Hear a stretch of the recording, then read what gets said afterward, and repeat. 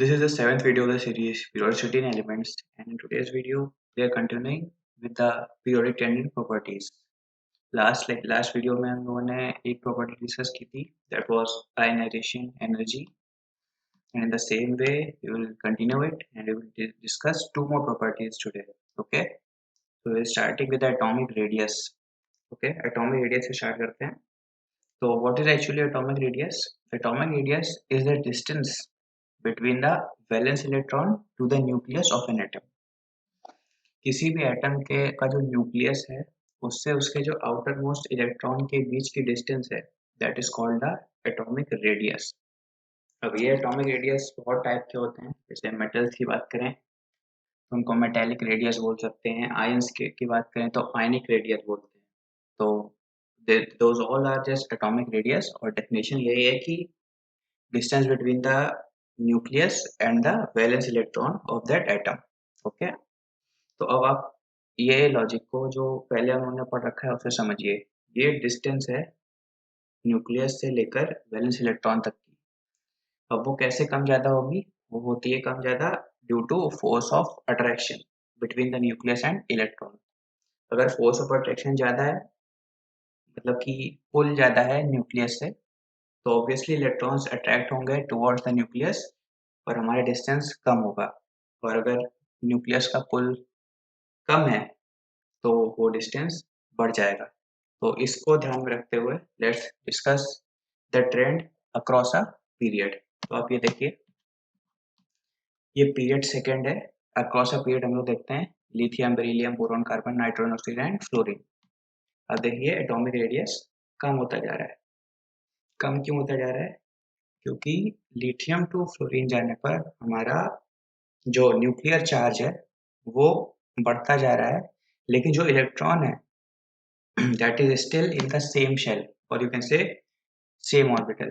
मतलब कि सेकंड वाले में L वाले में ही सारे इलेक्ट्रॉन्स जो वैलेंस इलेक्ट्रॉन है वो है. तो डिस्टेंस तो बढ़ा नहीं न्यूक्लियस से, but the nuclear charge keeps on increasing. इस वजह से हमारा जो एटॉमिक रेडियस है अक्रॉस अ पीरियड कम होता जा रहा है. तो एक और एग्जांपल देखिए, sodium, magnesium, aluminium, silicon, phosphorus, sulphur and chlorine. इसमें भी सेम ट्रेंड देखिए. Sodium को 186, magnesium 160 and it keeps on decreasing till chlorine 99. इसमें भी same logic.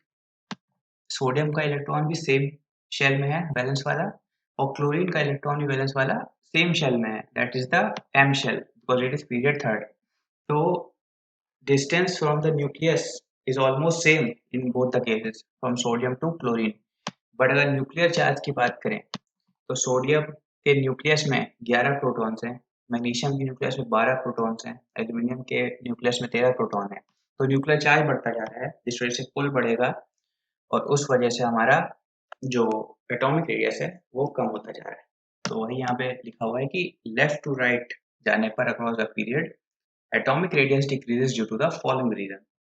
First is the increasing nuclear charge, जो मैंने आपको बताया, increasing nuclear charge. And second is the outer electrons having the same valence shell. दोनों का combination की वजह से अक्रॉस अ पीरियड हमारा atomic radius is always decreasing. Let's now discuss it along a period, that is from top to bottom. अब आप देखिए top to bottom जाएंगे. अब टॉप टू बॉटम में आप अपना कॉन्सेप्ट लगाइए कि आप लिथियम पर हैं, फिर आप सोडियम पर आए, पोटेशियम पर गए, रुबीडियम पर, सीजियम में आओ. व्हाट्स हैपनिंग हियर इज कि आप एक शेल बढ़ाते जा रहे हैं. समझ रहे? जैसे लिथियम है, लिथियम में there is only one shell. Sodium में एक और एक्स्ट्रा शेल आया, एंड इन पोटेशियम एक और शेल इंक्रीज हुआ. In the same way rubidium, caesium में जो शेल्स है वो इंक्रीज होते जा रहे हैं, जिस वजह से distance of the valence electron from the nucleus increase होते जा रही है. अब डिस्टेंस इंक्रीज होती जा रही है तो ऑब्वियसली एटॉमिक रेडियस बढ़ता जाएगा. ये आपको समझ में आ रहा है ना कि ये शेल क्यों बढ़ रहे हैं? क्योंकि लिथियम, सोडियम, पोटेशियम, इन सब के बीच में काफी बड़े इलेक्ट्रॉन्स का डिफरेंस है, 8 इलेक्ट्रॉन्स का डिफरेंस है. तो इस वजह से लिथियम में सिर्फ K शेल है, sodium will have L shell, potassium will even have M shell. तो इस वजह से एक कंप्लीट न्यू शेल फॉर्म हो रहा है डाउन द पीरियड आने में, जिसकी वजह से एटॉमिक रेडियस बढ़ रहा है। और यहाँ पे लिखा है कि left to right across a period atomic radius increases due to following reason: shell number increases and the valence electron keep on getting farther from the nucleus। वही है कि जो आउटर मोस्ट इलेक्ट्रॉन या फिर वैलेंस इलेक्ट्रॉन है वो nucleus से दूर जाता जा रहा है because of the increase in the shell number. I hope it all make sense. तो ये एटॉमिक रेडियस में इतना ही है। अब एटॉमिक रेडियस का एक और फॉर्म है that is the ionic radius, ion का रेडियस। उसको चलिए डिस्कस करते हैं। तो आयनिक रेडियस क्या है?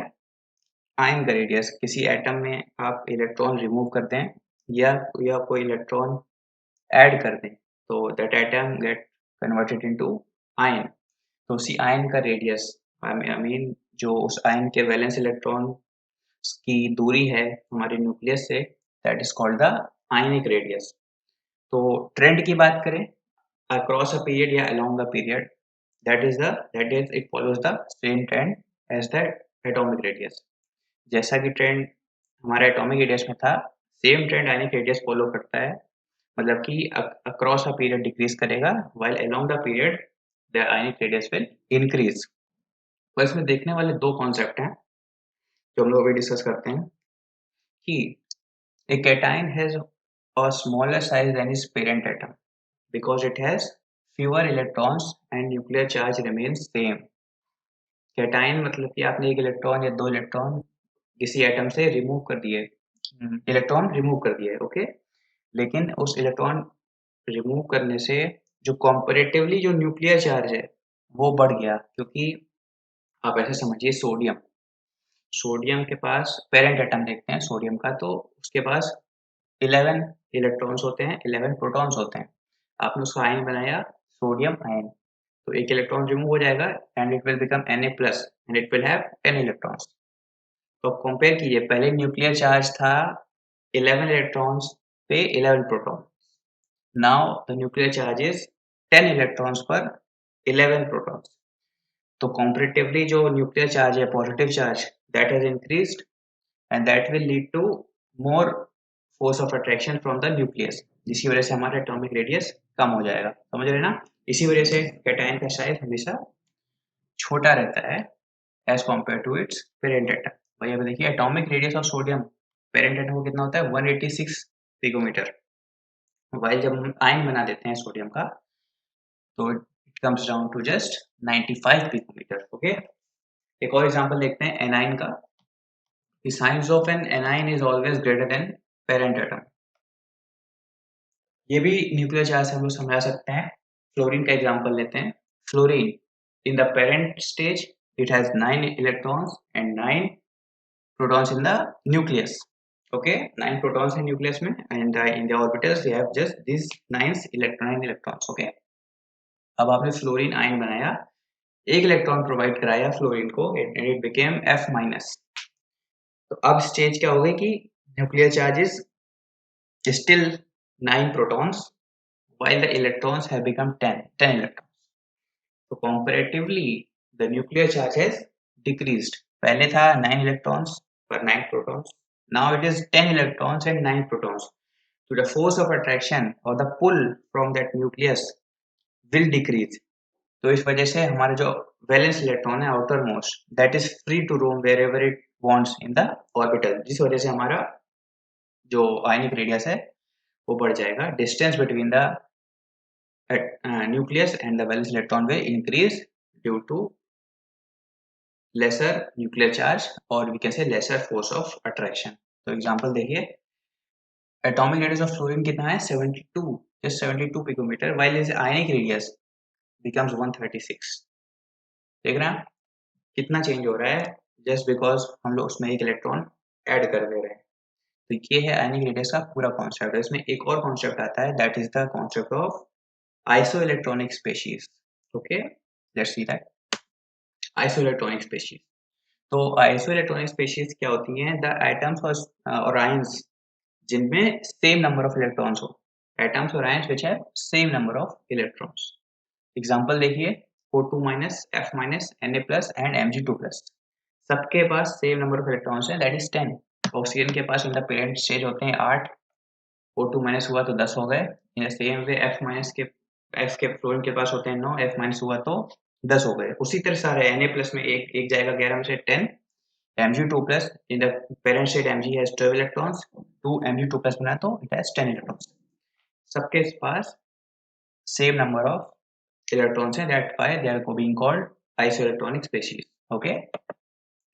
अब देखिए कि इसमें कॉन्सेप्ट क्या लगाना है कि आप कैसे साइज कंपेयर करेंगे इन चारों का, क्योंकि अब इलेक्ट्रॉन्स इन सब में सेम हो गए हैं।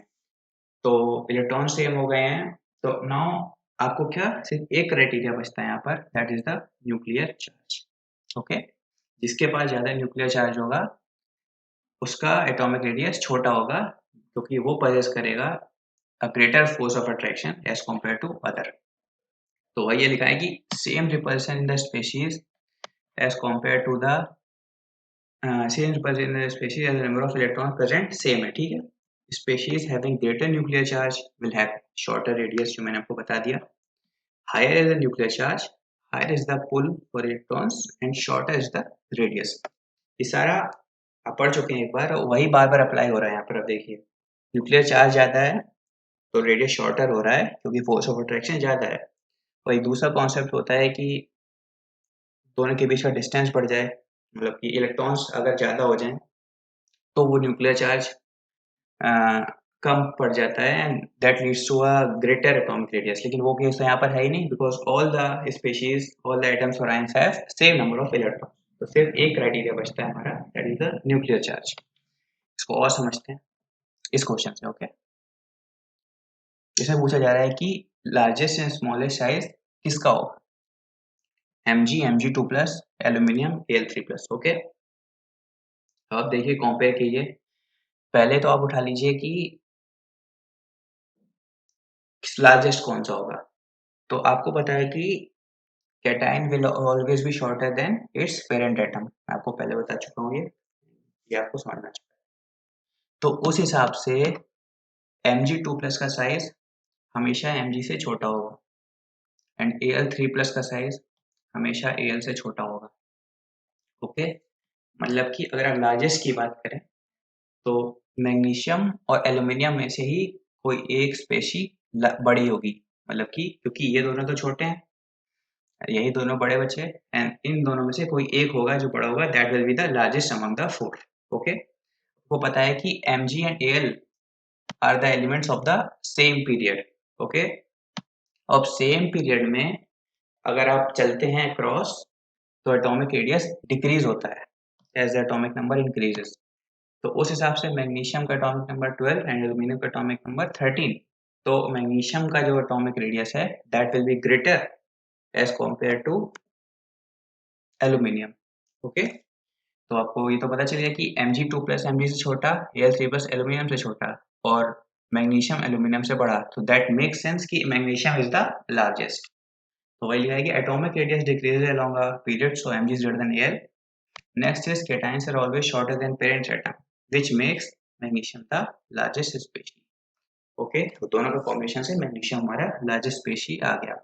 अब दो हमारे शॉर्टेस्ट स्पेशीज बचे, that is Mg2 plus and Al3 plus. उन दोनों में से कोई एक शॉर्टेस्ट होगा। वो कैसे कंपेयर करेंगे, वो हो जाएगा हमारे आइसोइलेक्ट्रॉनिक स्पेशीज वाले कॉन्सेप्ट को यूज करके। Mg2 plus and Al3 plus दोनों के पास सेम नंबर ऑफ इलेक्ट्रॉन है, that is equal to 10 electron. और आइसोइलेक्ट्रॉनिक स्पेशीज हम लोग कैसे कंपेयर करते हैं, साइज किसका छोटा या बड़ा होगा, जिसके पास न्यूक्लियर चार्ज ज्यादा होगा that will be the shortest. तो मैग्नीशियम के पास न्यूक्लियर चार्ज कितना है, 12 प्रोटॉन्स, वाइल एल्यूमिनियम के पास न्यूक्लियर चार्ज कितना है, 13 प्रोटॉन्स। तो एल्यूमिनियम के पास जो न्यूक्लियर चार्ज ज्यादा है तो एल्यूमिनियम छोटा होगा, एंड एल्यूमिनियम छोटा होगा तो aluminium 3 plus will have the shortest size because it has higher nuclear charge than Mg2 plus. Okay, यही पूरा कॉन्सेप्ट है, न्यूक्लियर चार्ज को यूज करके हम लोग साइज निकाल सकते हैं।